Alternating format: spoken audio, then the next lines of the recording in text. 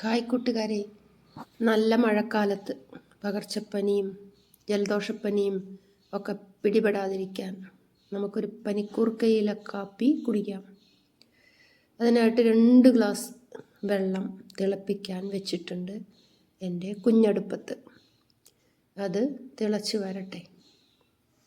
ഈ ഒരു കാപ്പി നല്ല ഒരു ഔഷധ ഗുണമുള്ള കാപ്പി കൂടി ആണ്. അതിനായിട്ട് ഞാൻ കുരുമുളക്, വീട്ടിലുണ്ടായ കുരുമുളകാണ്, 1 ടീസ്പൂൺ അളവിൽ എടുത്തിട്ടുണ്ട്. അത് നല്ലപോലെ കുത്തിച്ചതച്ച് കൊണ്ടുവരണം. അമ്മിക്കല്ലിലോ അല്ലെങ്കിൽ മിക്സിയിലോ ചതച്ചെടുക്കാം. ഇപ്പം തിളച്ച് വന്ന വെള്ളത്തിലേക്ക് ഞാൻ ഒരു വലിയ അച്ച് ശർക്കരയാണ് ചേർത്ത് കൊടുത്തിട്ടുള്ളത്. ഇനി ഇത് ശർക്കര അലിയുന്നത് വരെ തിളക്കട്ടെ. കൂടെ തന്നെ ചതച്ച് വെച്ചിട്ടുള്ള കുരുമുളക് കൂടി ഇട്ട് കൊടുത്തിട്ടുണ്ട്. ഇതാണ് പനിക്കൂർക്ക ഇല. ഈ ഒരു ഇലയുടെ ആകൃതിയിൽ തന്നെ സാമ്യമുള്ള ഒട്ടനവധി ഇലകളുണ്ട്. അപ്പോൾ പ്രത്യേകം ശ്രദ്ധിക്കണം. ഇതിൻ്റെ പുറം വശം വെളുത്തിട്ടായിരിക്കും. നല്ല ഒരു മണവും ഉണ്ടാവും. അതെടുക്കാൻ തന്നെ ശ്രദ്ധിക്കണേ. അത് നമുക്ക് വീട്ടിൽ നട്ടു വളർത്താം. മൺചട്ടികളിലൊക്കെ നട്ടു വളർത്താം. ശുദ്ധമായ കാപ്പിപ്പൊടി വേണം. അതായത് സാധാരണ കാപ്പിപ്പൊടി മതി. ബ്രൂ അങ്ങനത്തെ ഒന്നും വേണ്ട. സാധാരണ കാപ്പിപ്പൊടി. ഇത് വീട്ടിലുണ്ടായ കാപ്പിക്കുരു വെച്ച് പൊടിച്ചതാണ്, വറുത്ത് പൊടിച്ചതാണ്. അപ്പോൾ 1/2 ടീസ്പൂൺ അളവിൽ കാപ്പിപ്പൊടി കൂടി ചേർത്ത് കൊടുത്തിട്ടുണ്ട്. ഇനി ഇത് നല്ലപോലെ ഒന്ന് തിളച്ച് വരുമ്പോൾ പനിക്കൂർക്ക ഇല പിച്ച് ചീന്തി ഇതിലേക്ക് ഇട്ട് കൊടുക്കാം.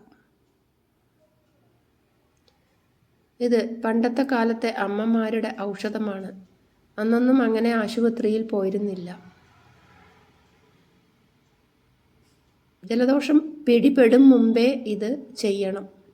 വന്നു കഴിഞ്ഞാൽ പിന്നെ മാറാൻ ഇന്നത്തെ കാലത്ത് ബുദ്ധിമുട്ടാണ്. അപ്പോൾ ഒന്ന് അടച്ചു വെച്ച ശേഷം ഞാനൊന്ന് വെട്ടിത്തിളപ്പിച്ചെടുത്തു. ഇനി കയ്യിൽ വെച്ച് ഒന്ന് ഇളക്കി കഴിഞ്ഞാൽ ആ ശർക്കരയൊക്കെ നല്ല പോലെ അലിഞ്ഞുകൊള്ളും. ഇതൊരു 5 മിനിറ്റ് നമുക്ക് അടച്ചു വയ്ക്കാം.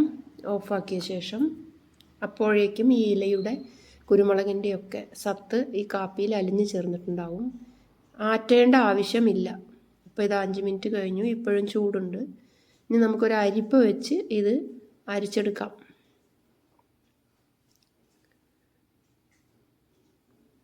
ഇത് തിളച്ച് വരുമ്പോൾ തീ ഓഫാക്കിയ ശേഷം നമുക്കൊന്ന് ആവി പിടിപ്പിച്ച് മൂക്കിനൊന്ന് ആവി പിടിപ്പിച്ചെടുക്കുന്നത് ജലദോഷം വരാതിരിക്കാൻ ഉപകരിക്കും.